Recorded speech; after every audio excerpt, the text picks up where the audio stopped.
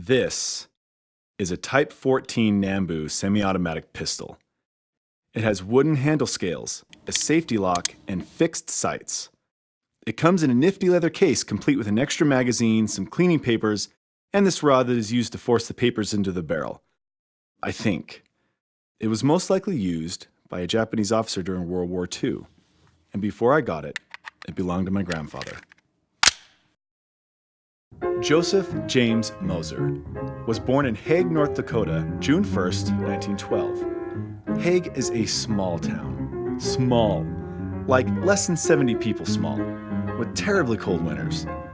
You know how your parents used to say they walked 3 miles in the snow to get to school? Yeah, my grandpa actually did that, when he was 6. He never finished school, as he puts it, because of music. When he was 12, he traveled with a 6-piece band. Joe was an amazingly gifted piano player. He never had lessons, he couldn't read music, but he could play. He was a prodigy. Joe even played with the military band when he first enlisted in the United States Army. He was assigned to Echo Company, 383rd Infantry, 96th Division, nicknamed the Deadeyes. On April 1st, 1945, they landed in Okinawa, Japan, where he fought in the bloodiest battle of the Pacific War, what was known as the Typhoon of Steel. Over 200,000 soldiers and civilians died in that battle, a battle that lasted 82 days. My grandfather never talked about any of this.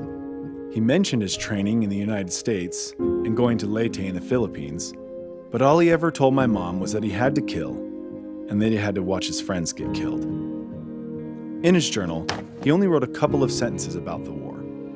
He said, "After the Leyte campaign, we went to Okinawa and made the initial landing there. After the fighting ended, I boarded the ship on the 14th of August for the United States." That space between sentences is huge. A giant hole. A mystery. What happened over there? What did he experience? Any information regarding the campaign and what happened, I had to research and find out for myself. Digging through different accounts I found here and there. The more I read, the more I was caught up, overwhelmed with emotion for what my grandfather must have seen and experienced. I had no idea. The thing is, I knew my grandpa as a funny, kind piano-playing man who always had a toothpick in his mouth and a dozen more in his shirt pocket.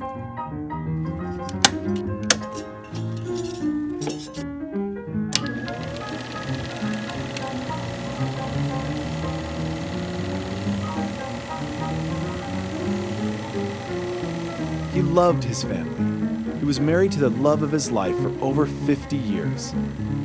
He loved God and he loved his country.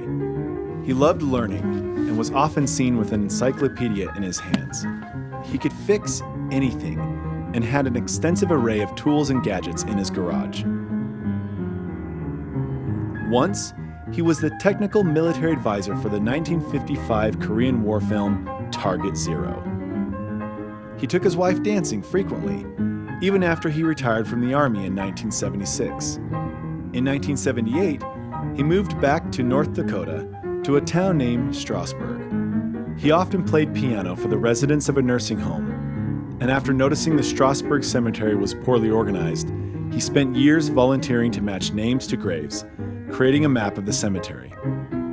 Grandpa passed away in 1997. After my grandmother died in 2008, I traveled to Strasburg with my mom to help with the funeral and other arrangements.